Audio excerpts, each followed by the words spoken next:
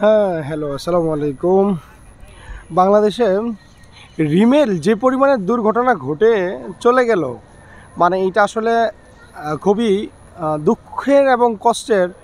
তার ভিতরেও মানুষ দেখি কত রকমের হচ্ছে টিকটক, তারপর হচ্ছে সামাজিক যোগাযোগ মাধ্যমে অনেক কিছুই দেখে ফেলছি, যেগুলো আসলে খুব কষ্টদায়ক। মানুষ খুব কষ্টে আছে, অনেকেই হচ্ছে খুব মনে হয় খুব শান্তিতে আছেন। আসলে সবচেয়ে বড় কথা কি জানেন?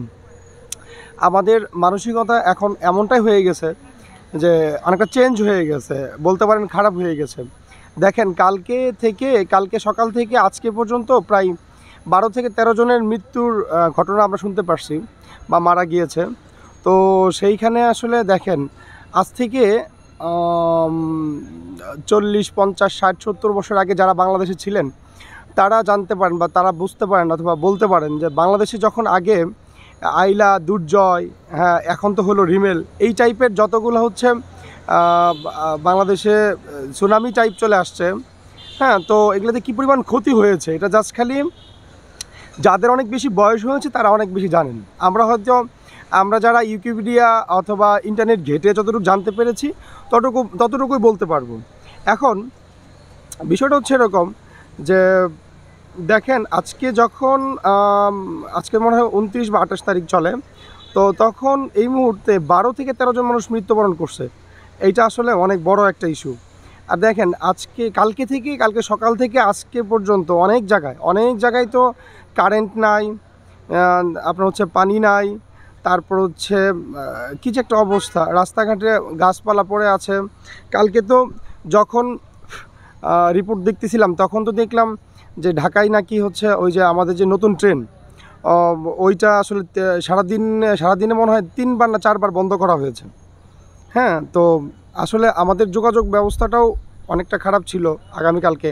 আজকে ময়মনসিংহে মোটামুটি তেমন একটা ঝামেলা নাই, বলতে ঝড় তুফান কোনোটাই নাই। সকালে একটু ঠান্ডা ছিল, এখন দুপুরবেলা অনেক রোদ ছিল আবার।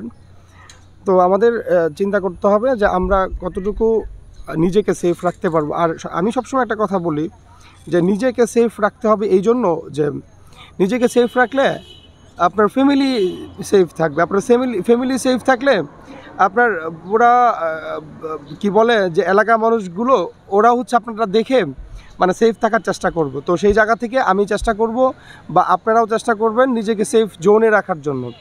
যখন এরকম রিমেল টাইপ ঝড় তুফান চলে আসে, আমরা নিজেদেরকে সেফ রাখার চেষ্টা করব। বাইরে না বের হওয়াটাই ভালো। কেন না বের হওয়াটাই ভালো? কারণ দেখা গেছে যে কালকে আমার বাসার পাশে একটা ঘটনা বলি। 12তলা থেকে একটা কি বলে এই লোহা টাইপ কিছু একটা দোকানের সামনে পড়ে গেছে, পড়ে যেয়ে তো ওনাদের ওই দোকানের অনেক কিছু ক্ষয়ক্ষতি হয়ে গেছে।